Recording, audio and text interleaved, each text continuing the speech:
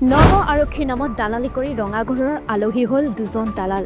নগাঁও আৰক্ষীৰ জালত পৰিল নগৰ পানীখাইটিৰ হাই প্ৰফাইল কুখ্যাত দালাল প্ৰবঞ্চক বাপুতি ওৰফে ৰেকিব আহমেদ আৰু ৰিয়াজ আহমেদ।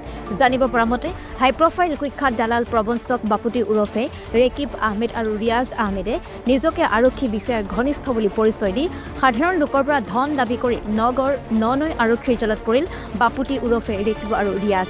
এই দুয়োগৰাকীয়ে বিভিন্ন লোকক আৰক্ষীৰ লগত সুসম্পৰ্ক থকাৰ কথা কৈ আৰক্ষীৰ কামত সহায় কৰাৰ প্ৰতিশ্ৰুতি দি ধন সংগ্ৰহ কৰি আহিছিল।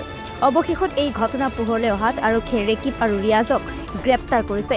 ইতিমধ্যে নগাঁও আৰক্ষীয়ে 492/25 গোচৰ ৰুজু কৰি জেললৈ প্ৰেৰণ কৰে বাপুতি ওৰফে ৰেকিব আহমেদ আৰু ৰিয়াজ আহমেদক। আপোনাক মই